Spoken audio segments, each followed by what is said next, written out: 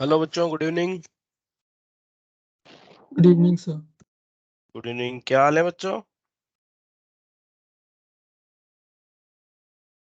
Good sir. पढ़ाई अच्छी चल रही है? Yes sir. चलिए, बहुत बढ़िया। बच्चों, तो हम बात कर रहे थे, हमारी जो लास्ट क्लास चल रही थी उसमें हमने विस्कस फोर्स के बारे में पढ़ा था। और कोई भी पार्टिकल या कोई भी स्फीयर जिसकी रेडियस आर है और वो किसी विस्कस फ्लूइड के अंदर मूव करता है तो एक विस्कस फोर्स एक्सपीरियंस करता है बच्चों। विस्कस फोर्स किस डायरेक्शन में एक्सपीरियंस करेगा? विस्कस फोर्स एक्सपीरियंस करेगा in a direction opposite to the direction of flow या direction of motion.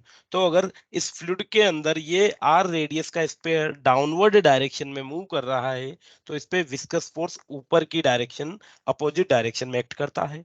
Viscous force की जो वैल्यू है बच्चों, वो 6 पाई नीटा आर वी के बराबर हो जाएगी। विस्कस फोर्स की वैल्यू इस स्फीयर के लिए 6 पाई नीटा आर वी के बराबर हो जाएगी।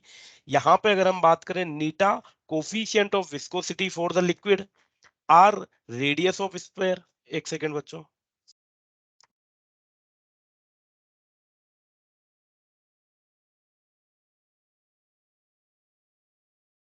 Are radius of sphere and V velocity of sphere होती है बच्चों।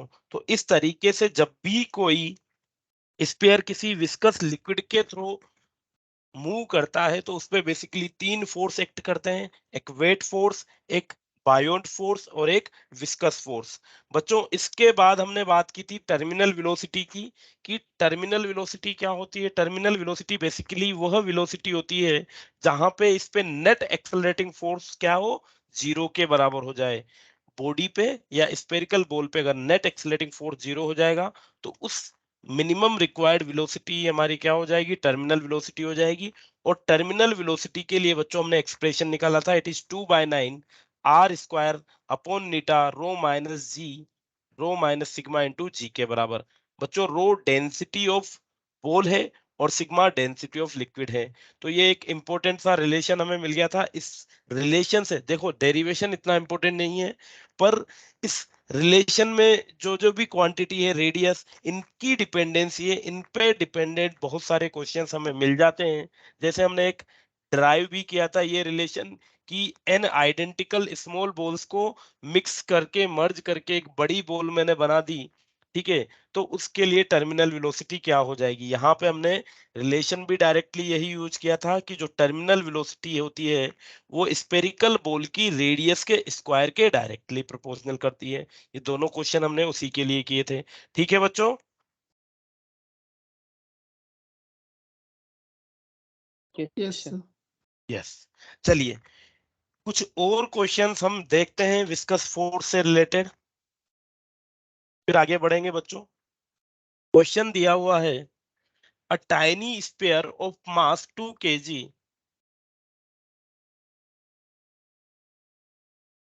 a tiny sphere of mass 2 kg and density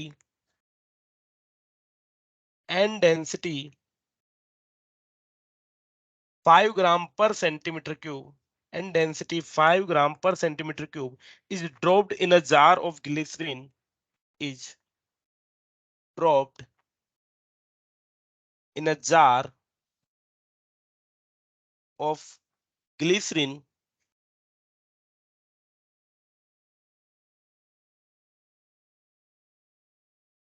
of density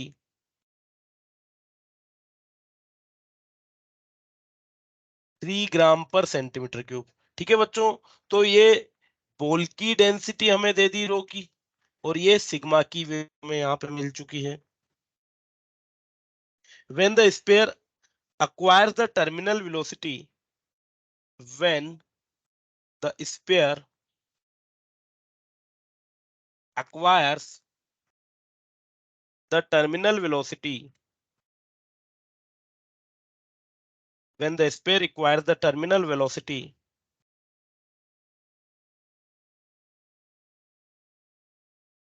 then find the magnitude of viscous force acting on sphere. Then find the magnitude of viscous force magnitude of viscous force. चलिए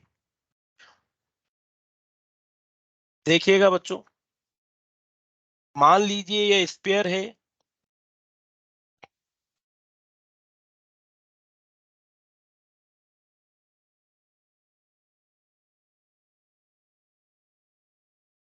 चलिए ये एक spare है जिसका मास 2 kg है बच्चों, और ये एक विस्कस फ्लूइड ग्लिसरीन के थ्रू पास हो रहा है और इसने अपनी टर्मिनल वेलोसिटी अचीव कर ली है। बच्चों इस पे अगर फोर्सेस की बात करें तो इस पे कौन कौन से फोर्सेस एक्ट कर रहे होंगे जब ये इस विस्कस फ्लूइड के थ्रू मूव कर रहा है?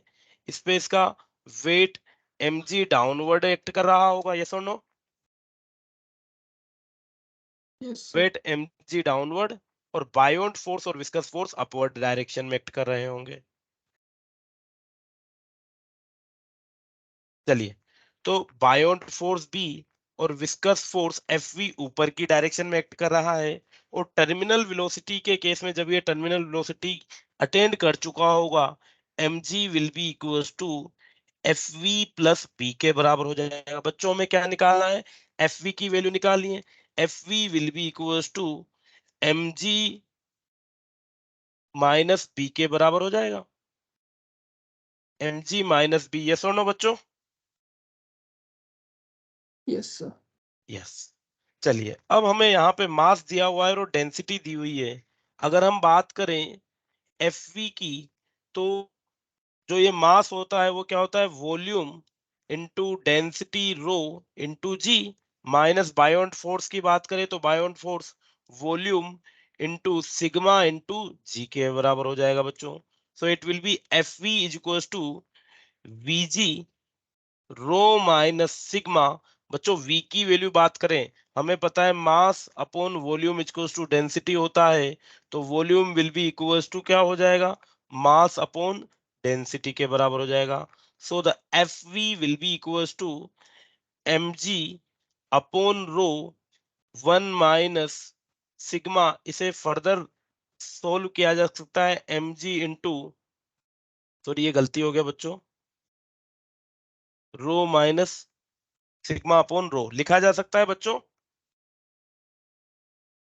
पी की वैल्यू यहां से m अपॉन रो लिखूंगा और रो को इस ब्रैकेट के अंदर लिख दूंगा, तो क्या हो जाएगा ये? 1 - sigma upon rho. So M g 1 - sigma upon rho, ये हमारा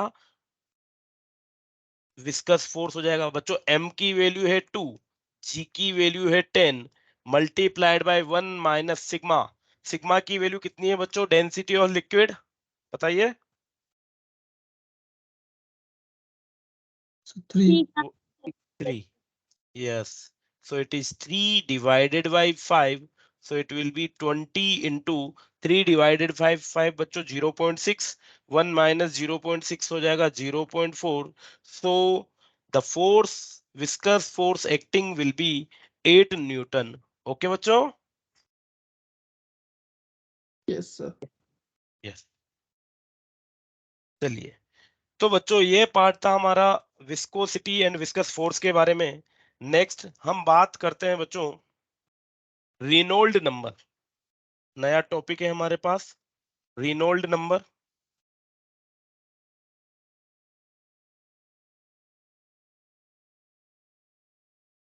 बच्चों रेनॉल्ड नंबर क्या होता है? Basically it is a dimensional less quantity.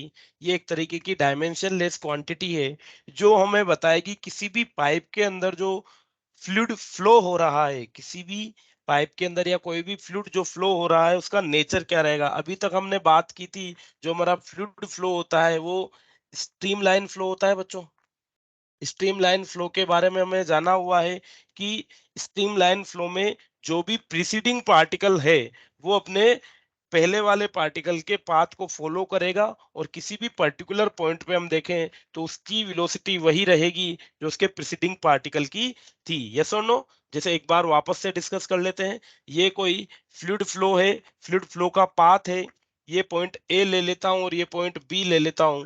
बच्चों कोई पार्टिकल जब पॉइंट ए से निकला होगा तो उसकी वेलोसिटी यहाँ पे va थी, और जब वो बी से निकल रहा होगा तो उसकी वेलोसिटी यहाँ पे वीबी थी। अब बच्चों जो फ्लूइड का नेक्स्ट पार्टिकल होगा, अगर वो भी इस सेम पाथ को फॉलो करता है, इस सेम पाथ को या इसके पैरेलल पाथ को फॉलो करता है, और उसकी पॉइंट ए पे वही वेलोसिटी होनी चाहिए जो इसके पहले वाले पार्टिकल की थी। पार्टिकल 1 की वेलोसिटी पॉइंट ए पे वी ए है, और इसको जो फॉलो करेगा पार्टिकल 2, उसकी भी पॉइंट ए पे वेलोसिटी वी ए ही होनी चाहिए। सिमिलरली जब पार्टिकल एक पॉइंट ए बी से निकलेगा, इसकी वेलोसिटी वी बी होनी चाहिए, और पॉइंट 2 भी अगर बी से निकलता है, अगर इसकी स्पीड भी वी बी है, मतलब बेसिकली क्या हो गया, पाथ भी सेम और किसी गिवन पॉइंट पे स्पीड भी सेम, तो ये हमारा फ्लो कौन सा हो जाएगा बच्चों, स्ट्रीम लाइन फ्लो। क्या कहेंगे इसे, स्ट्रीम लाइन फ्लो हम कहेंगे।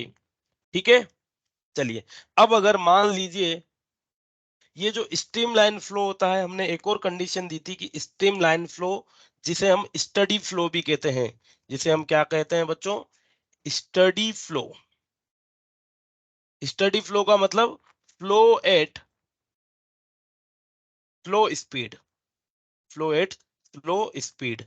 बच्चों अगर फ्लो बच्चों अगर फ्लो किसी गिवन स्पीड से ज्यादा निकल जाए, वो स्पीड क्या कहेगी, क्रिटिकल स्पीड, वीसी बोल देता हूं मैं से, क्रिटिकल स्पीड या क्रिटिकल वेलोसिटी। बच्चों अगर फ्लो की स्पीड क्रिटिकल वेलोसिटी से ज्यादा हो जाए, फ्लो की स्पीड क्रिटिकल वेलोसिटी से ज्यादा हो जाए, तो फ्लो हमारा अब स्टडी फ्लो नहीं रहेगा, और ये क्या हो जाएगा, ये हो जाएगा हमारा turbulent flow. Flow with speed flow with speed greater than flow with speed greater than the critical velocity, या flow with velocity greater than critical velocity, क्या हो जाएगा बच्चों, टर्बुलेंट फ्लो। Turbulent flow. देखो बच्चों, एक तो जो हमारे पाइप वगैरह में जो जनरली पानी फ्लो होता है लो स्पीड पे, वो तो हमारा होता है स्ट्रीमलाइन या स्टडी फ्लो। कभी कभार आपने एयर वगैरह को वेल्ड होते हुए देखा होगा, यस और नो। आपने देखा होगा कि किसी रीजन पे प्रेशर डिफरेंस आता है, प्रेशर डिफरेंस की वजह से एक साइक्लोन टाइप की स्ट्रक्चर सी आती है, साइक्लोन टाइप की, जहां पे एयर एक सर्कुलर पाथ पे रोटेट करती हुई आपको दिखती है, यस और no. Yes sir. Yes, sir. Yes, वहां पे वो विल्डिंग इफेक्ट आता है। तो अगर स्पीड ज्यादा होती है तो विल्डिंग स्पीड आता है, टर्बुलेंट इफेक्ट आ जाता है, और उस टाइप के फ्लो को हम क्या कहेंगे, उस टाइप के फ्लो को हम कहेंगे टर्बुलेंट फ्लो। ठीक है बच्चों।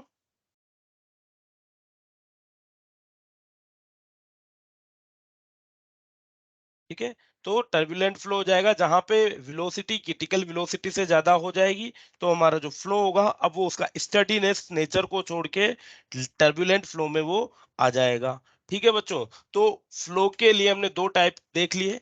पहला होता है हमारा स्टडी फ्लो या स्ट्रीमलाइन फ्लो, और एक होता है हमारा टर्बुलेंट फ्लो।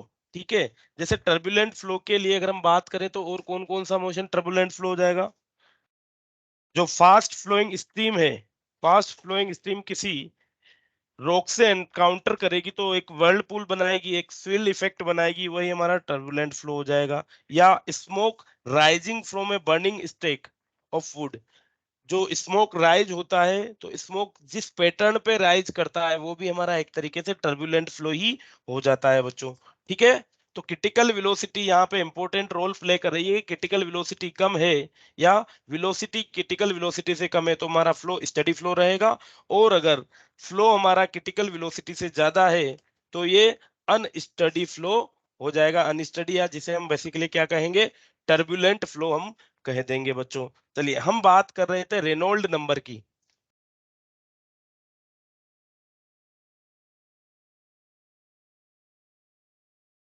एवरी, तो बच्चों रेनॉल्ड नंबर क्या होता है बेसिकली, रेनॉल्ड नंबर एक डायमेंशन लेस नंबर है। Reynold number is a dimensionless number that determines the type of flow pattern, कि फ्लो पैटर्न किस तरीके से होने वाला है बच्चों। ठीक है, ये एक डायमेंशनल लेस नंबर है जो डिटरमाइन करेगा कि किसी भी फ्लूइड का जो फ्लो है उसका नेचर क्या रहने वाला है, क्या वो स्ट्रीमलाइन रहेगा, क्या वो टर्बुलेंट रहेगा। ठीक है बच्चों, तो जो हमारा रेनॉल्ड नंबर होता है basically it is given as inertial force,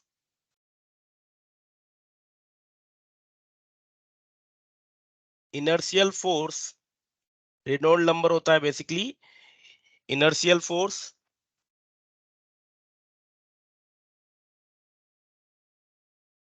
inertial force divided by viscous force, inertial force divided by viscous force.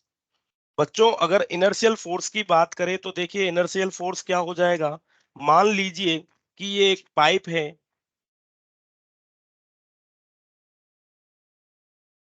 ये एक पाइप है जिसका एरिया ए है,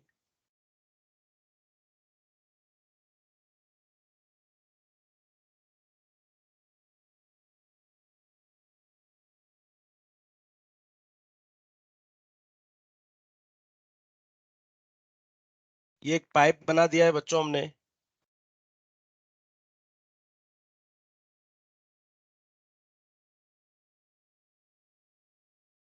इस पाइप से कोई रो डेंसिटी का लिक्विड फ्लो हो रहा है बच्चों, इस पाइप से कोई रो डेंसिटी का लिक्विड फ्लो हो रहा है, वो लिक्विड v वेलोसिटी से फ्लो हो रहा है। और इस पाइप का जो क्रॉस सेक्शनल एरिया है, the cross sectional area of pipe is a, इसका डायामीटर हम d मान लेते हैं। इस पाइप से रो वेलोसिटी का लिक्विड v वेलोसिटी से फ्लो होता है। तो क्या बच्चों हमने एक फोर्स पढ़ा था कि the force exerted on the pipe F is equal to rho A V square होता है। यस और नो, याद है आपको, एनएलएम में पढ़ा है।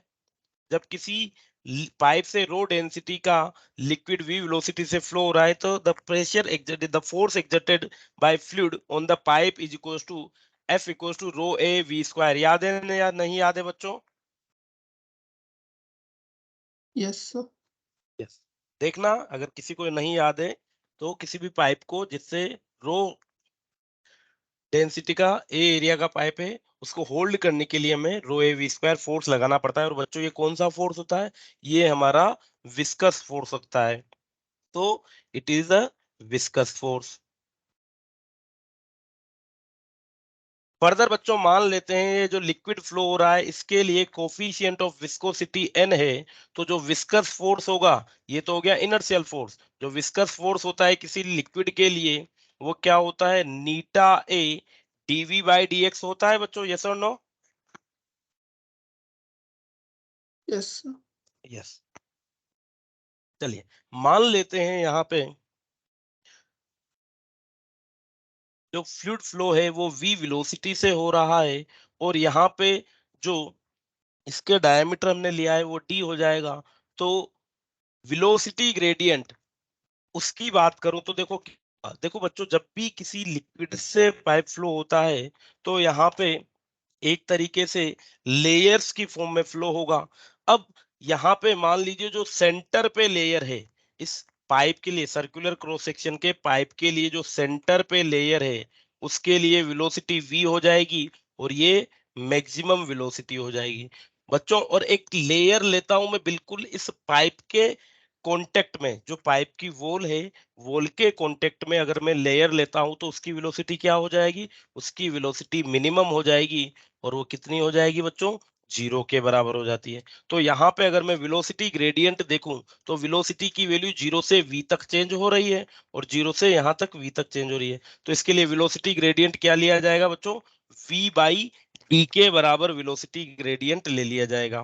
तो इनर्शियल फोर्स तो हो गया रो ए वी स्क्वायर और विस्कस फोर्स हो गया नीटा ए वी बाई डी। यही पढ़ा था कल हमने किसी भी लिक्विड के लिए विस्कस फोर्स। इन दोनों का जो रेशियो होगा वो क्या दे देगा बच्चों? रेनॉल्ड नंबर हमें दे देगा। तो यहाँ से R E will be equal to inertial force upon viscous force, so it will be rho A V square divided by eta A V into V upon D के बराबर। तो डी यहाँ multiplied हो जाएगा बच्चों, एक वी से एक वी कैंसिल आउट हो जाएगा, ए से ए कैंसिल आउट हो जाएगा, so it will be rho V D by N के बराबर हो जाएगा। रेनॉल्ड नंबर की वैल्यू क्या आ जाएगी बच्चों? Simply Reynold number will be equals to rho V D upon N के बराबर। ठीक है। अब बच्चों रेनॉल्ड नंबर की जो वैल्यू आती है, अगर वो रेनॉल्ड नंबर की जो वैल्यू है it is less than 1000, Reynold number की वैल्यू 1000 से कम है, तो हमारा जो फ्लो होगा वो कौन सा हो जाएगा? If RE Reynold number is less than 1000, the flow will be streamline or laminar flow. Flow will be streamline। बच्चों ये लेमिनार वर्ड से क्या मतलब है? लेमिनार मतलब जो फ्लूइड फ्लो हो रहा है वो पैरेलल लेयर्स की फॉर्म में कर रहा है। फ्लूइड फ्लो हमारा अगर पैरेलल लेयर्स की फॉर्म में मूव कर रहा है तो इसे हम स्ट्रीमलाइन या स्टडी या लेमिनार फ्लो कहने वाले हैं। तो अगर रेनॉल्ड नंबर की वैल्यू 1000 से कम है तो ये हमारा स्ट्रीमलाइन और लेमिनार फ्लो होगा। और अगर रेनॉल्ड नंबर की वैल्यू बच्चों ग्रेटर देन 2000 है, रेनॉल्ड नंबर की वैल्यू ग्रेटर देन 2000 है, तो ये क्या हो जाएगा हमारा? ये हमारा टर्बुलेंट फ्लो हो जाएगा। Flow will be turbulent. और बच्चों अगर रेनॉल्ड नंबर की वैल्यू 2000 से कम और 1000 से ज्यादा हुई तो इस फ्लो को हम कहेंगे अनस्टडी फ्लो। मतलब ना तो ये लेमिनार है एग्जैक्टली, ना ये टर्बुलेंट है, ये आपस में एक दूसरे में वेरी कर रहा होगा, इसे हम कह देंगे अनस्टडी फ्लो। ठीक है बच्चों। तो क्वेश्चन क्या दे दिया जाता है? अगर किसी लिक्विड के लिए आपको रो की वैल्यू दे दी जाए, वी की वैल्यू दे दी जाए, डी की दे दी जाए और एन की वैल्यू दे दी जाए, वहां से आप एक नंबर ऑब्टेन कर लेंगे। लेट सपोज आपको नंबर मिला 4000, रेनॉल्ड नंबर की वैल्यू 4000 है, तो फ्लो किस टाइप का हो जाएगा बच्चों? टर्बुलेंट।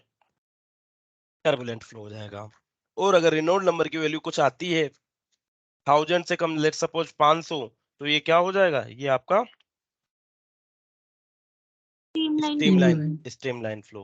बच्चों यहाँ पे जो वेलोसिटी ली है ये हमारी क्या है? क्रिटिकल वेलोसिटी क्या हो जाएगी यहाँ पे? अगर हम देखें v इज इक्वल्स टू क्या हो रहा है यहाँ पे? v is equals to eta R E F. v equals to क्या हो जाएगा? नीटा आर ई अपॉन रोडी के बराबर हो जाएगा बच्चों। यस और नो? क्रिटिकल वेलोसिटी, चलिए क्रिटिकल वेलोसिटी क्या हो जाएगी? The maximum velocity, the maximum velocity of a fluid in a tube, of a fluid in a tube, the maximum velocity of a fluid in a tube for which the flow remains streamline, for which the flow remains streamline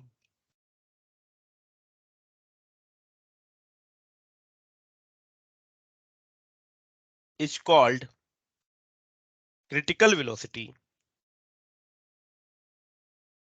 तो बच्चों दोनों चीज कही जा सकती है। हमने ऊपर ये कहा कि the minimum velocity for which flow streamline रहे या मैक्सिमम वेलोसिटी जिस तक के लिए फ्लो हमारा क्या रहे? स्ट्रीमलाइन रहे, वो क्रिटिकल वेलोसिटी हो जाएगी। या मिनिमम वेलोसिटी जिस पे फ्लो हमारा टर्बुलेंट होना चालू हो जाए वो क्या हो जाएगा? वो भी क्रिटिकल वेलोसिटी हो जाएगी। दोनों तरीके से ये मैक्सिमम वैल्यू हो जाएगी स्ट्रीमलाइन फ्लो के लिए और मिनिमम वैल्यू रहेगी टर्बुलेंट फ्लो के लिए। और यहां से जो क्रिटिकल वेलोसिटी आ जाएगी VC, it will be equals to eta R E C. चलिए क्रिटिकल वैल्यू क्या होती है जहां पे फ्लो टर्बुलेंट से उसमें चेंज हो जाता है बच्चों? वो 1000 के बराबर होता है। यस और नो? 1000 के बाद फ्लो हमारा स्ट्रीमलाइन नेचर छोड़ देता है ना? यस और नो? Yes sir. यस। चलिए बच्चों, एक छोटा सा टॉपिक है इसके बाद, पोइजली फॉर्मूला। पोइजली फॉर्मूला देखो, ये हमारे बुक में भी दिया हुआ है। क्या कहना चाहता है ये पोइजली फॉर्मूला में? डायरेक्ट फॉर्मूला ही हम रीड करेंगे।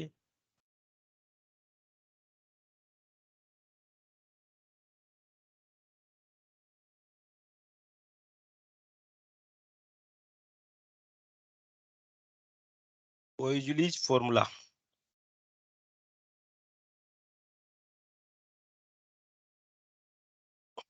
बच्चों क्या होता है, मान लीजिए एक पाइप है, ठीक है। इस पाइप में फ्लूइड स्टडीली फ्लो हो रहा है, स्टडी रेट से फ्लो हो रहा है इस पाइप में।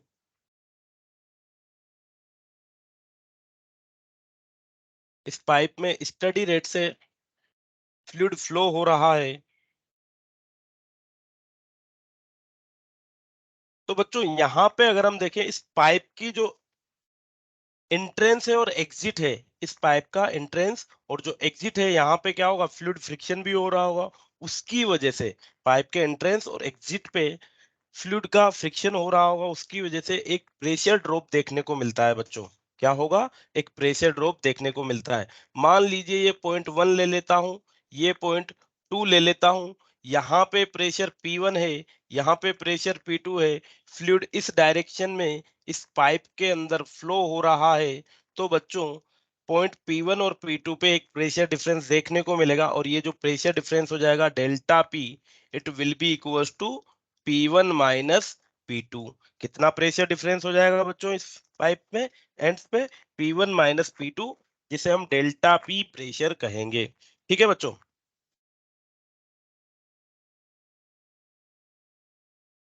मान लीजिए पाइप की लेंथ L है, पाइप का जो क्रॉस सेक्शन है उसकी रेडियस R है, लेंथ L है, रेडियस R है, और दो एंड्स के बीच में जो प्रेशर ड्रॉप आ रहा है वो डेल्टा P है। बच्चों इसको मैं सिंपली प्रेशर ड्रॉप को P लिख देता हूं।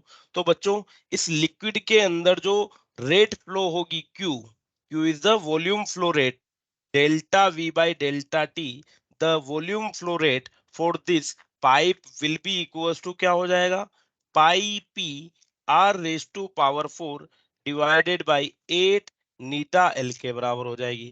क्या हो जाएगी बच्चों यहाँ पे volume flow rate? It will B 8 pi R raised to power 4 divided by 8 eta L। बच्चों यहाँ पे अगर हम वैल्यूज को देखें तो P क्या है? P है हमारा pressure difference. P is the pressure difference दोनों एंड्स के बीच का pressure difference. R radius of tube या radius of pipe, further L length of pipe, eta viscosity of liquid.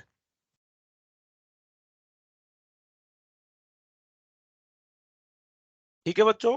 तो इसके सिंपल से क्वेश्चंस भी हमें देखने को मिल जाते हैं कभी कभी यहाँ पे, है ना, जिसे हम पोइजली इक्वेशन या पोइजलीज फॉर्मूला भी कहने वाले हैं। Volume flow rate per unit time for a pipe will be equals to 8 pi, sorry, pi p r raised to power 4 divided by 8 eta l के बराबर हो जाएगा। ओके बच्चों, चलिए इसका एक क्वेश्चन हम सिंपल सा देख लेते हैं, किस तरीके से क्वेश्चन बनता है इसका।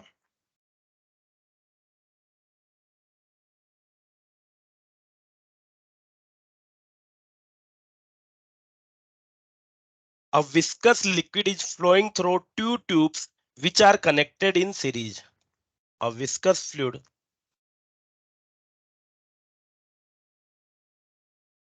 liquid is flowing through a tube, flowing through two tubes, flowing through two tubes which are connected in series, which are connected in series। दो ट्यूब है जो एक दूसरे के साथ सीरीज में कनेक्टेड है। their length are their lengths are L and 4L, and radius are R and 2R, and radius are R and 2R. Find the ratio of pressure difference. Find the ratio of pressure difference across first and second tube. Across first and second tube. देखिए बच्चों, question क्या कह रहा है हमसे। ये दो tube हैं। पहली ट्यूब के लिए लेंथ L, रेडियस R, दूसरी ट्यूब के लिए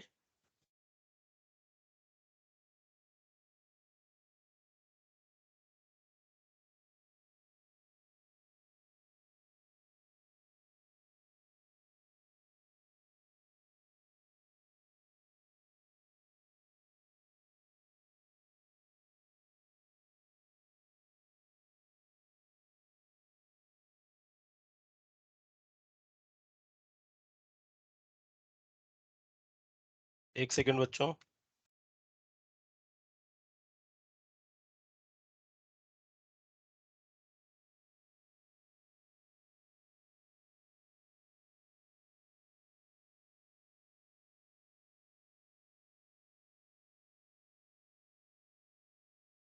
ये पहली ट्यूब और इसको, पहली ट्यूब को दूसरी ट्यूब के साथ हमने कनेक्ट कर दिया है।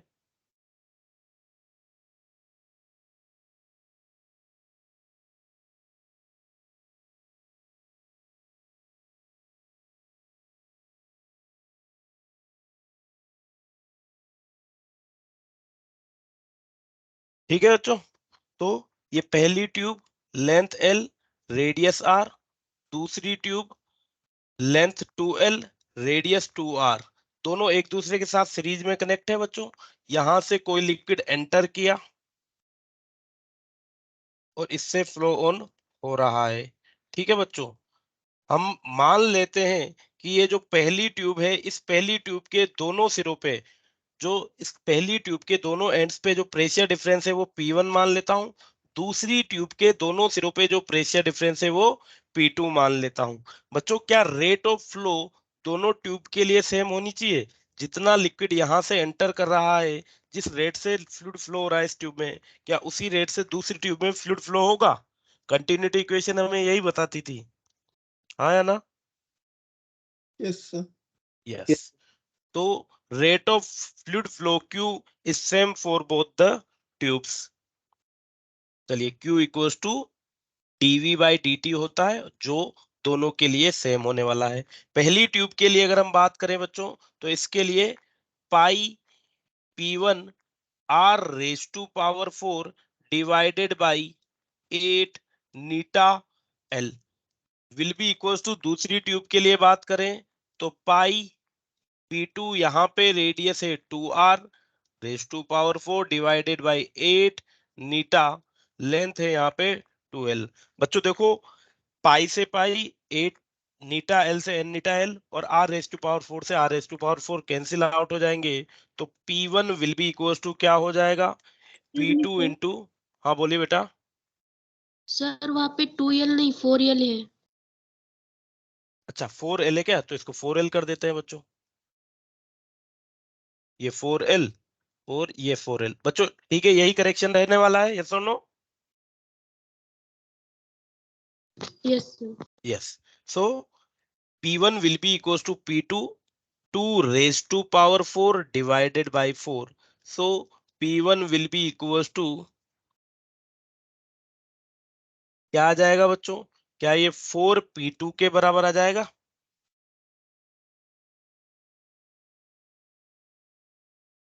यस और नो? तो यहां से जो हमें रिक्वायर्ड रेशियो है प्रेशर डिफरेंस का across first and second tube, P1 upon P2, P1 upon P2 will be equals to 4:1। ठीक है बच्चों?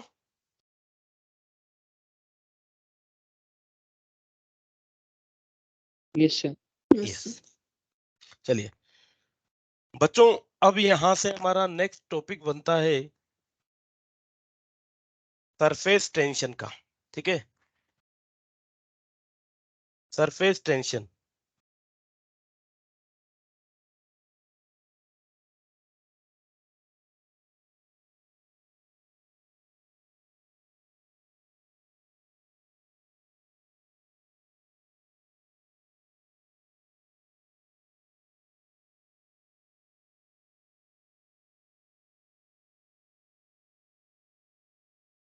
बच्चों, आपने जनरली ऑब्जर्व किया होगा, कुछ नेचुरल फिनोमिना देखे होंगे कि जो रेन ड्रॉप होती है या कोई भी जो लिक्विड ड्रॉप होती है, वो बेसिकली किस फॉर्म में होती है?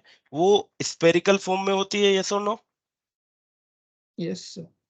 यस, रेन ड्रॉप का स्पेरिकल होना, या फिर आपने जनरली ऑब्जर्व किया होगा, अगर आप जेंटली किसी निडिल को लिक्विड की सरफेस पे रखते हैं, जेंटली किसी निडिल को अगर लिक्विड की सरफेस पे हम रखें, तो वो वहां पे बिना सिंक हुए स्टेबल हो जाती है।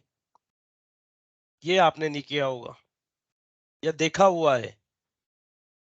लिक्विड की सरफेस पे भले ही निडिल की जो डेंसिटी है वो ज्यादा है, भले ही निडिल की डेंसिटी ज्यादा है, पर उसको हम जेंटली प्लेस करें तो वो लिक्विड की सरफेस पे बच्चों फ्लोट कर सकती है। तो ये जो दोनों प्रॉपर्टी है कि किसी भी लिक्विड ड्रॉप का स्पेरिकल होना, या फिर निडिल का, स्टील निडिल का जो डेंसर मटेरियल की बनी हुई होती है, उसका लिक्विड सरफेस पे फ्लोट होना, ये सब हम किससे एक्सप्लेन कर सकते हैं? ये सब हम कंसेप्ट, किसके कंसेप्ट से? Surface tension. क्या प्रॉपर्टी है लिक्विड की? ये बेसिकली प्रॉपर्टी किसकी रहेगी? और लिक्विड की। तो लिक्विड की एक स्पेशल प्रॉपर्टी है सरफेस टेंशन, जिसकी वजह से ही जो लिक्विड की ड्रॉप होती है वो स्पेरिकल होती है, या कोई बहुत फाइन निडिल जो है वो लिक्विड सरफेस पे फ्लोट कर सकती है बच्चों।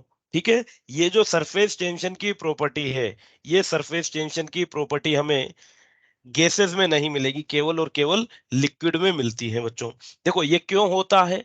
देखो, जब भी हमने मैटर को तीन तरीके से डिवाइड करा था, सॉलिड, लिक्विड और गैसेस। सॉलिड की फिक्स शेप और साइज होती है, बट लिक्विड के लिए हमने देखा कोई फिक्स शेप और साइज नहीं होती है। लिक्विड को जिस भी कंटेनर में हम डालते हैं वो उस कंटेनर की शेप ले लेती है। और बच्चों, और उसके अलावा एक और प्रॉपर्टी है यहाँ पे कि जो लिक्विड होता है उसके पास एक फ्री सरफेस होती है, यस और नो? जैसे मान लीजिए ये कंटेनर है, तो इस कंटेनर के पास आप देखोगे, इस कंटेनर में कोई लिक्विड आप फिल अप करोगे, तो उस कंटेनर में उस लिक्विड की एक फ्री सरफेस भी हो जाती है ना? Yes sir. यस। तो मान लीजिए इस कंटेनर में ये लिक्विड मैंने फिल कर दिया, तो ये यहाँ पे क्या होगा, ये top most will be it's free surface. Screen reshare कर दीजिए। रीशेयर करें बेटा?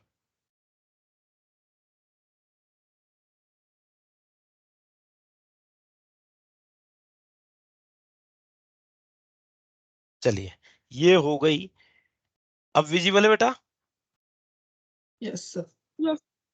यस, चलिए ठीक है बेटा। Free surface of liquid.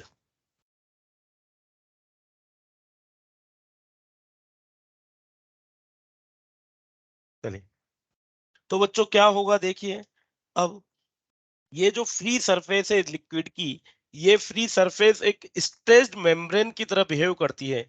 जैसे आपने तबला वगैरह देखा होगा, तबला या ड्रम, तो ड्रम की जो मेम्ब्रेन होती है वो स्ट्रेच मेम्ब्रेन होती है, उसको हम पुश करते हैं तो वापस थोड़ी सी डिस्ट्रैक्ट होती है, अपनी एक्चुअल पोजीशन से थोड़ी डिफॉर्म होती है और वापस वहीं आ जाती है, यस और no? Yes stage sir. Membrane. उसी तरीके से यहाँ पे जो फ्री सरफेस ऑफ लिक्विड है, ये भी हमारी एक इलास्टिक स्टेज मेम्ब्रेन की तरह बिहेव करती है बच्चों। ये भी हम एक तरीके से देखें तो इलास्टिक स्टेज मेम्ब्रेन की तरह बिहेव हमारी करती है। और ये किसकी वजह से करती है? वही सरफेस टेंशन की वजह से ये बिहेव करेगी। अब बच्चों, सरफेस टेंशन को हम समझेंगे, पर उससे पहले एक टर्म समझते हैं, सरफेस एनर्जी। हम समझते हैं सरफेस एनर्जी। सरफेस एनर्जी क्या होती है? चलिए, यहां पे अगर हम देखें बच्चों, तो एक पार्टिकल, इस फ्लूइड का एक पार्टिकल ए यहाँ पे ले लेता हूं जो कंप्लीटली इस फ्लूइड के अंदर एनक्लोज्ड है, और एक पार्टिकल में ले लेता हूं जो यहाँ बिल्कुल सरफेस पे है। एक पार्टिकल ए ले लिया मैंने जो एनक्लोज्ड है, पार्टिकल ए जो कि कंप्लीटली एनक्लोज्ड है inside the liquid, completely enclosed inside the liquid.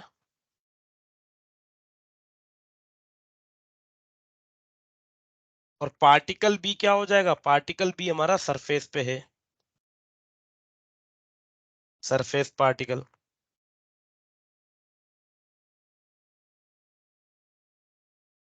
चलिए बच्चों, पार्टिकल ए जो है, जो कंप्लीटली इनसाइड द लिक्विड है, ये अपने आसपास कंप्लीटली सभी मॉलिक्यूल से घिरा हुआ है। जैसे मान लीजिए हम बात करें तो ये यहाँ पे कंप्लीटली दूसरे मॉलिक्यूल से घिरा हुआ है, यस और नो। Yes sir. जो ए है वो बहुत सारे मॉलिक्यूल से या लिक्विड के मॉलिक्यूल से ही घिरा हुआ है। अब बच्चों, दो मॉलिक्यूल जो हैं, किसी भी लिक्विड के जो दो मॉलिक्यूल हैं वो एक दूसरे के साथ इंटरेक्ट करते हैं, और एक दूसरे के साथ इंटरेक्ट करेंगे तो उनकी कुछ ना कुछ पोटेंशियल एनर्जी होती है। जैसे हमने ग्रेविटेशन चैप्टर में देखा था कि दो मासेस जो है वो एक दूसरे के साथ इंटरेक्ट करते हैं और उस सिस्टम की कुछ ना कुछ पोटेंशियल एनर्जी होती है। उसी तरीके से ये जो मेरा मॉलिक्यूल है, ये कंप्लीटली बहुत सारे मॉलिक्यूल से सराउंडेड है, और ये यहाँ पे एक पोटेंशियल एनर्जी फॉर्म कर रहा होगा। पोटेंशियल एनर्जी क्या होगी बच्चों, नेगेटिव होगी।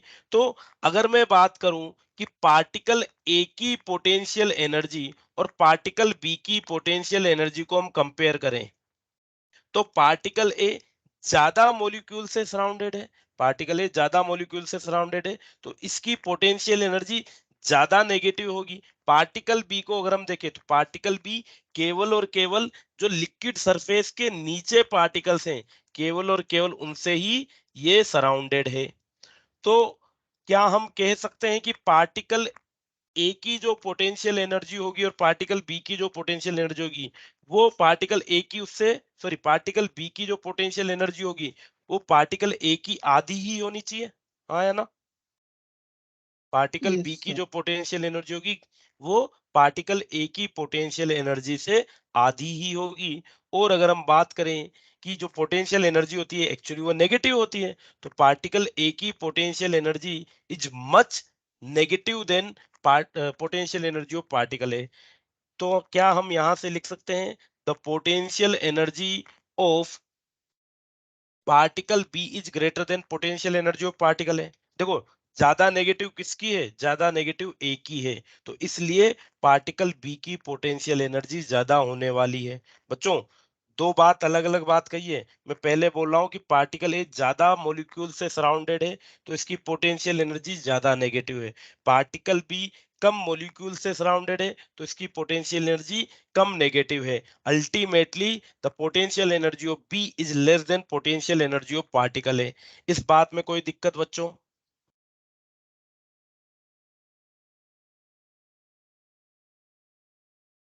नहीं समझ में आई बात? आगे ना बात समझ में कि पार्टिकल ए की पोटेंशियल एनर्जी ज्यादा नेगेटिव है, पार्टिकल बी की पोटेंशियल एनर्जी कम नेगेटिव है। अब बच्चों, मान लीजिए इस फ्लूइड सिस्टम में से मुझे किसी पार्टिकल को रिमूव करना है, एक सरफेस पार्टिकल को रिमूव करना है और एक ऐसा पार्टिकल जो कंप्लीटली इस फ्लूइड के अंदर एनक्लोज है, इनको रिमूव करना है। तो किसके लिए मुझे ज्यादा वर्क करना पड़ेगा?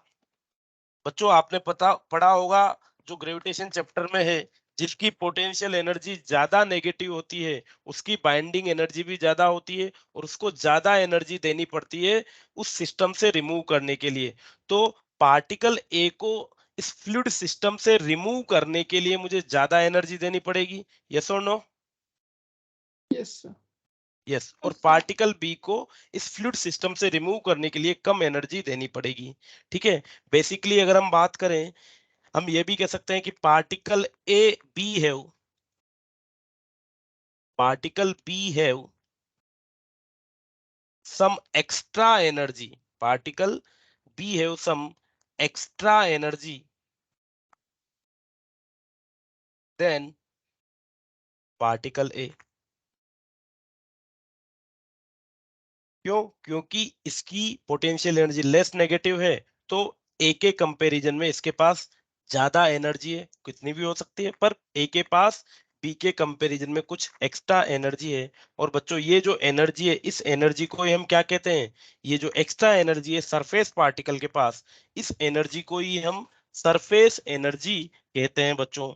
The molecule at the surface have extra energy, the particle B have extra energy than particle A, and this energy is called, this extra energy of, this extra energy of particle B, this extra energy of particle B is called surface energy। ठीक है बच्चों, तो किसी भी liquid में अगर ज्यादा surface हुई तो ज्यादा सरफेस एनर्जी हो जाएगी, और अगर किसी लिक्विड के लिए अगर कम सरफेस है तो उसके पास कम सरफेस एनर्जी हो जाएगी। यस और नो? Yes, sir. यस।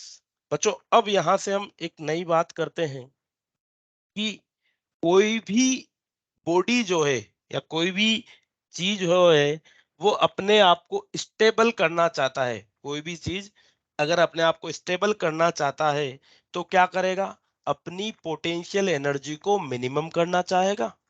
भाई कोई भी चीज या कोई भी बॉडी या कोई भी मॉलिक्यूल या कोई भी सिस्टम अगर अपने आप को स्टेबल करना चाहता है तो अपनी पोटेंशियल एनर्जी को मिनिमम करना चाहेगा। और अगर पोटेंशियल एनर्जी को मिनिमम करना चाहेगा तो वो सरफेस की फॉर्म में अपनी एनर्जी को क्यों वेस्ट करेगा, नहीं करेगा। पोटेंशियल एनर्जी को मिनिमम करना चाहेगा तो सरफेस एनर्जी भी कम होनी चाहिए। सरफेस एनर्जी कम कब होगी, सरफेस एनर्जी कम तब होगी जब बच्चों क्या होगा, सरफेस एरिया भी कम होगा। और किसी गिवन शेप के लिए या किसी गिवन मास के लिए बच्चों सबसे ज्यादा सरफेस, सबसे कम सरफेस एरिया कौन सी शेप में होता है, किसी भी गिवन मास के लिए सबसे कम सरफेस एरिया कौन से शेप में होता है, Yeah. स्पेरिकल। यस, किसी भी गिवन शेप के लिए जो सबसे कम सरफेस एरिया होता है वो स्पेरिकल फॉर्म में होता है। और इसीलिए यही रीजन है कि जो हमारी रेन ड्रॉप हुई या कोई भी लिक्विड ड्रॉप हुई वो कौन सी फॉर्म में रहेगी, वो हमेशा स्पेरिकल फॉर्म में रहेगी। स्पेरिकल फॉर्म में रहने से क्या फायदा होगा, स्पेरिकल फॉर्म रहने से उसका सरफेस एरिया मिनिमम होगा, सरफेस एरिया मिनिमम होगा तो सरफेस एनर्जी भी मिनिमम होगी, और मिनिमम एनर्जी हुई तो वो क्या होगा, ग्रेटर स्टेबिलिटी को पाएगा। ओके बच्चों, तो एक तो पहला रीजन कि जो लिक्विड ड्रॉप्स होती है या रेन ड्रॉप्स होती है वो स्पेरिकल क्यों होती है, क्योंकि उसको अपना सरफेस एरिया मिनिमम रखना चाहिए ताकि वो ग्रेटर स्टेबिलिटी को अचीव करे। ओके बच्चों?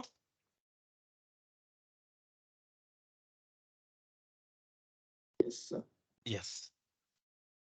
बच्चों नेक्स्ट हम बात करते हैं कि सरफेस टेंशन वर्ड के बारे में अभी हमने सुना ही है कि ये जो स्ट्रेच मेम्ब्रेन है इसके कुछ प्रॉपर्टी होती है सरफेस टेंशन।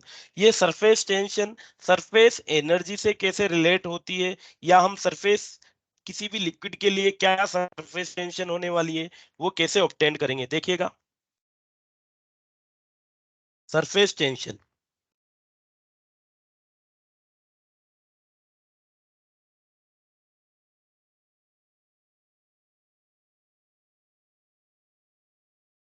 बच्चों किसी भी लिक्विड के लिए अगर हम सरफेस टेंशन को डिफाइन करें तो surface tension is the surface energy per unit area.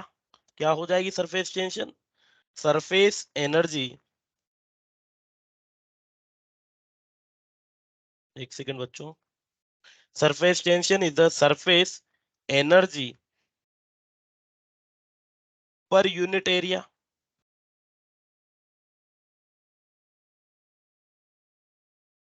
और फोर्स पर यूनिट लेंथ, दो तरीके से डिफाइन कर सकते हैं बच्चों इसे, या तो surface energy per unit area और फोर्स पर यूनिट लेंथ, फोर्स पर unit length,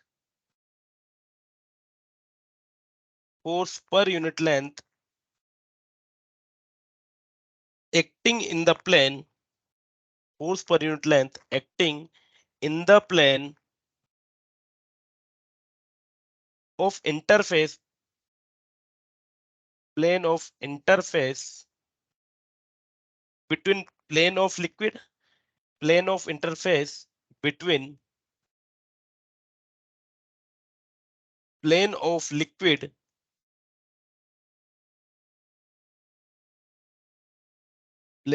liquid and any other substance, plane of liquid and any other substance।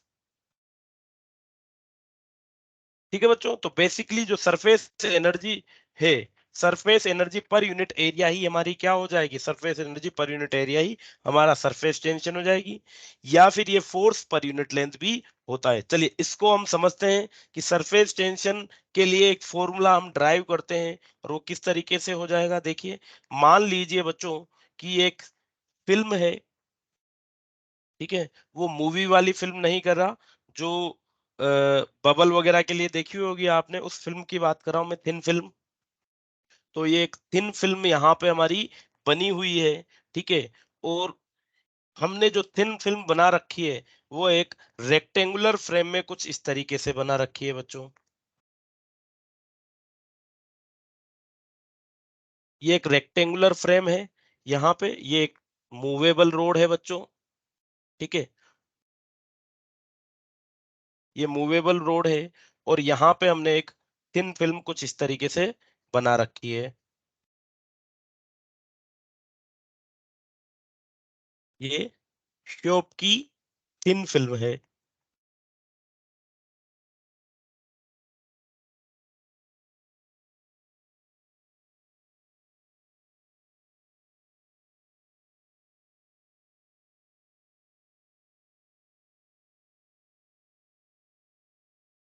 ठीक है बच्चों, यहाँ पे जो फ्रेम है इसकी लेंथ L मान लेते हैं, ठीक है, इस फ्रेम की लेंथ L मान लेते हैं।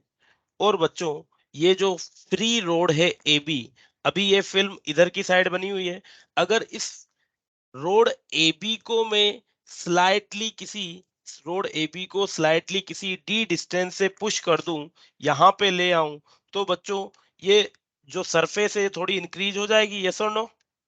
अगर इस रोड को मैं पुश करके इस पोजीशन पे ले आता हूँ, रोड AB को पुश कर देता हूँ किसी d डिस्टेंस से, तो ये जो थिन फिल्म थी, क्या इस फिल्म का सरफेस एरिया इंक्रीज हो जाएगा बच्चों? Yes, sir. यस, इस फिल्म का सरफेस एरिया इंक्रीज हो जाएगा। ठीक है, चलिए नेक्स्ट अगर हम बात करें बच्चों कि जब मैंने इस रोड AB को किसी F4 से पुश किया, इस रोड AB को किसी F4 से मैंने इसे पुश किया, तो इस फोर्स ने कुल कितना वर्क डन किया? The work done by this force will be equals to F into D, yes और नो। कितना वर्क किया? मैंने रोड AB को F4 से किसी D डिस्टेंस तक मूव किया, तो मुझे W बराबर FD वर्क डन करना पड़ा। Work done in stretching the thin film।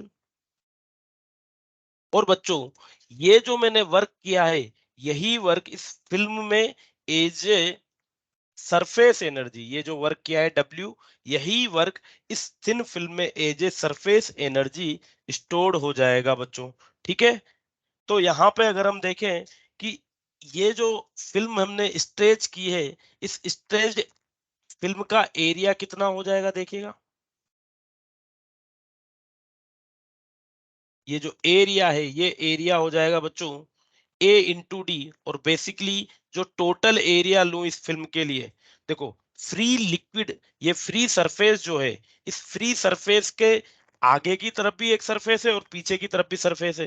भाई आप देखोगे, अगर ये एक बिल्कुल थिन फिल्म है, तो इस थिन फिल्म के लिए ये भी सरफेस हो जाएगी और पीछे वाली भी सरफेस हो जाएगी, तो क्या टोटल सरफेस 2AD के बराबर हो जाएगी बच्चों। ये जो मैंने फिल्म एक्सटेंड की है, जो फिल्म मैंने स्ट्रेच की है, इसके लिए टोटल एरिया 2AD के बराबर हो जाएगा, क्योंकि इसके दोनों साइड एयर है, दो दो साइड से फिल्म वो हो जाएगी इसकी सरफेस। तो टोटल सरफेस एरिया जो मैंने इंक्रीज किया है, वो किया है, सॉरी, 2 × L × B के बराबर। एरिया कितना होता है? लेंथ इंटू ब्रेथ के बराबर हो जाता है। तो लेंथ इंटू ब्रेथ, इसका एक साइड का एरिया, चूंकि इसके दोनों साइड से एयर से ये एक्सपोज है, तो इसका total area 2 × length into breadth होगी। ये तो एरिया जो मैंने बनाया है, और मान लेते हैं इसके लिए जो सरफेस एनर्जी है वो सरफेस टेंशन है वो S है, क्योंकि सरफेस एनर्जी क्या होती है, सरफेस, यहाँ पे अगर हम बात करें कि मान लीजिए एनर्जी है E, तो सरफेस टेंशन क्या होती है, surface tension is equal to surface energy upon area, और सरफेस एनर्जी क्या हो जाएगी, surface energy will be equal to surface tension into area. तो यहाँ पे जो मैंने वर्क किया है वो वर्क इसमें एज ए स्टोर्ड हो जाएगा सरफेस एनर्जी की फॉर्म में, और सरफेस एनर्जी क्या हो जाएगी, surface tension into area. S क्या है बच्चों, S is the surface tension. तो यहाँ पे जो मैंने वर्क किया, this work W will be equals to area, ये टोटल एरिया और ये सरफेस टेंशन। वर्क कितना है बच्चों, वर्क है F इंटू बी के बराबर, चलिए ये B लिखा था कि मैंने, इसको यहाँ पे B ही लिख देते हैं, F इंटू बी के बराबर। यस और नो बच्चों, कोई दिक्कत नहीं है। अब यहां से अगर हम देखें, बी से बी कैंसिल आउट हो जाए, अगर बी से बी कैंसिल आउट हो जाएगा तो देखो यहाँ पे क्या बचेगा, the surface tension S will be equal to F upon 2L के बराबर हो जाएगा। The surface tension S will be equal to F upon 2L। Yes और नो बच्चों, Yes, sir. यस। और यही जो S वर्ड है बच्चों, यही हमारा सरफेस टेंशन हो जाएगा। बच्चों अगर यूनिट की बात करें सरफेस टेंशन के लिए यूनिट, तो सरफेस टेंशन के लिए यूनिट क्या हो जाएगी, न्यूटन पर मीटर। न्यूटन पर metre. Very good.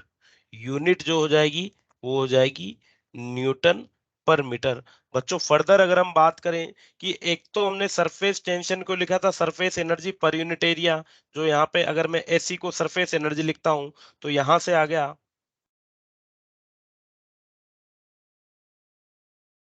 Surface tension is surface energy per unit area. एक फॉर्मूला ये आ गया, यहां से भी हमारी यूनिट न्यूटन पर मीटर, यानी एक डेफिनेशन मैंने ये लिखी थी। दूसरी डेफिनेशन क्या लिखी थी, फोर्स पर unit length acting in the plane of interface. देखो ये जो फोर्स लग रहा है, क्या ये उसी प्लेन में एक्ट कर रहा है जिसमें इंटरफेस है किस किस की, लिक्विड की और किसी अदर सबस्टेंस की।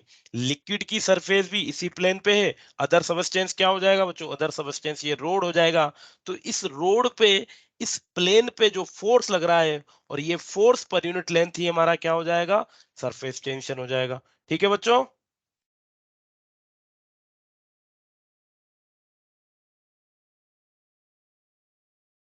बोलिए भाई, चीजें कोरिलेट कर पा रहे हो आप? Yes sir. Yes.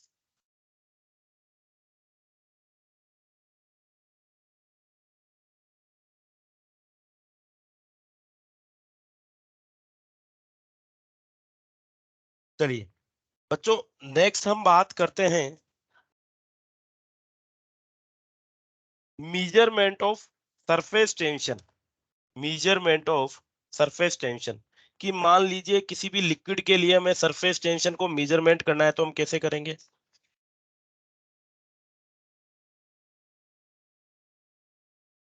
Measurement of surface tension, किसी भी लिक्विड के लिए अगर हमें सरफेस टेंशन को मेजर करना है तो कैसे करेंगे। देखो एक सेटअप बनाता हूं, मान लीजिए ये कंटेनर है, कंटेनर में एक लिक्विड भरा हुआ है, उस लिक्विड की कुछ ना कुछ सरफेस टेंशन होगी। कहाँ है कंटेनर, चलिए नया कंटेनर ही बनाना पड़ेगा हमें।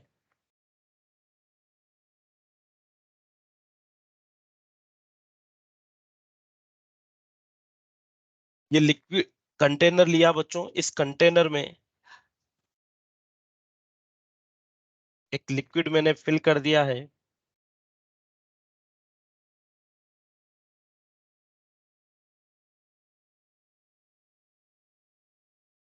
ठीक है, और इस लिक्विड की सरफेस पे बच्चों मैंने एक ऑब्जेक्ट को जेंटली कुछ इस तरीके से प्लेस कर दिया है। इस लिक्विड की सरफेस पे एक ऑब्जेक्ट को मैंने जेंटली यहाँ पे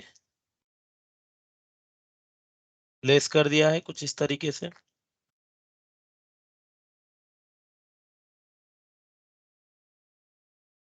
चलिए बच्चों, इस एक्सपेरिमेंट को हम कमिंग क्लास में कंटिन्यू करेंगे। ठीक है, चलिए काफी है आज के लिए। Thank you. Thank you, sir. Thank you. Thank you बच्चों, थैंक यू।